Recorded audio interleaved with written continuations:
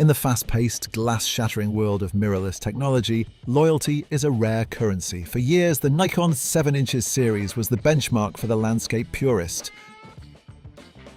the architectural surgical tool, and the studio perfectionist. But as we sit in 2026, a shadow of uncertainty hangs over the Nikon roadmap. While the Z9 and Z8 have ascended to the throne of speed and power, the high-resolution community is left asking a chilling question. Has Nikon turned its back on the stills-first philosophy? Is the long-awaited Nikon Z7 III an evolution, or is its delay a silent betrayal? Let's find out.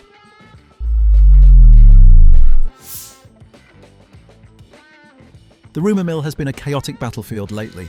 For months we've been chasing ghosts of a super sensor, whispers of a 61MP or even a staggering 67MP beast that would reclaim the resolution crown from Sony's A7R series.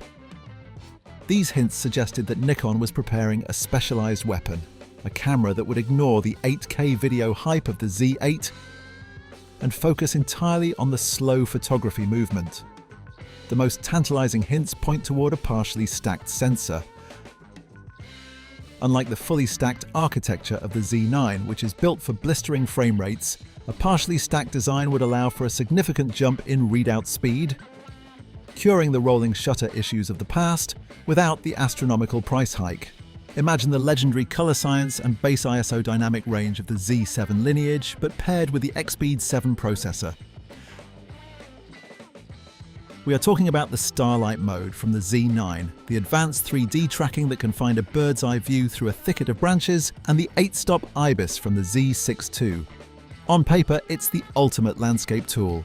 But hints are not hardware, and as the months tick by, the silence from Nikon HQ feels less like a strategic build-up and more like a redirection of resources. It was the camera you bought when you didn't just want to take a picture.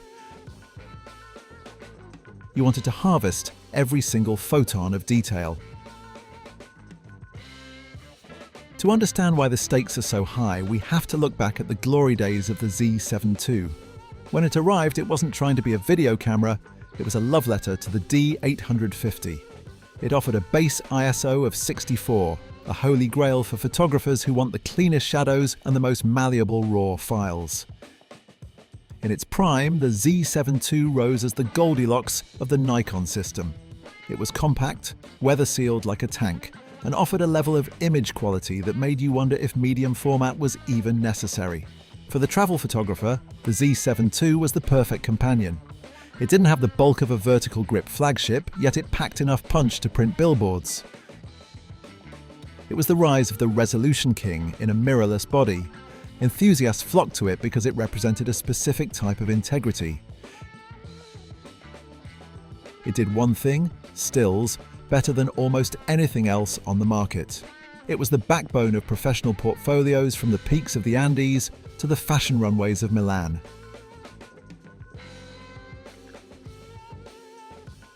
But even kings must face the passage of time. The fall of the Z7 II didn't happen because its image quality degraded, it happened because the world around it got smarter. As Sony and Canon began integrating deep learning AI into their autofocus systems, the Z7 II's contract and phase hybrid AF started to feel like a relic. It was a camera that required you to work for it rather than it working for you. The arrival of the Nikon Z8 was perhaps the biggest blow. Suddenly, Nikon had a camera that did everything the Z7 II could do, but at 10 times the speed.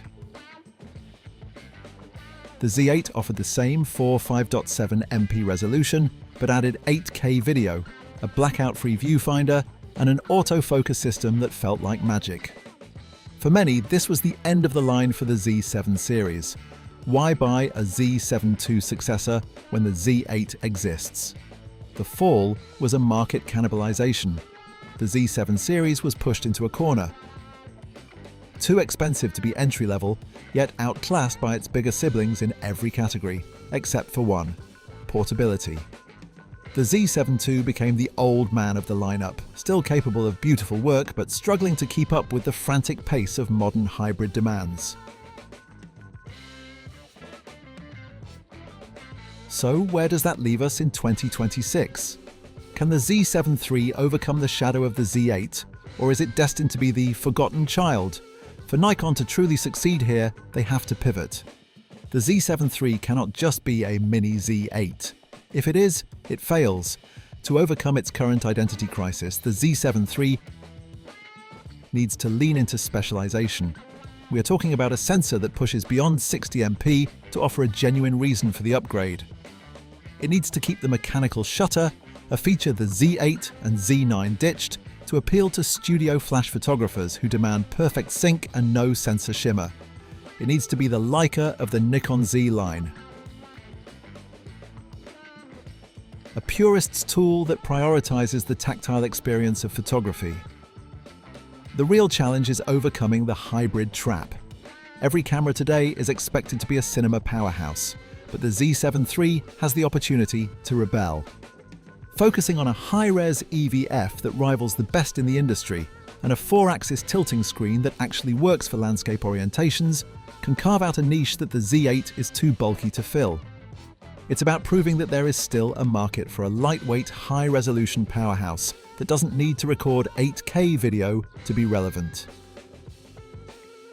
The narrative of the Betrayal stems from a fear that Nikon has abandoned the dedicated stills photographer in favor of the content creator. If the Z7 III is merely a Z6 II with a few more megapixels and a $3,500 price tag, it will feel like a betrayal of the lineage. However, there is another possibility. Nikon might be waiting to deliver a knockout blow.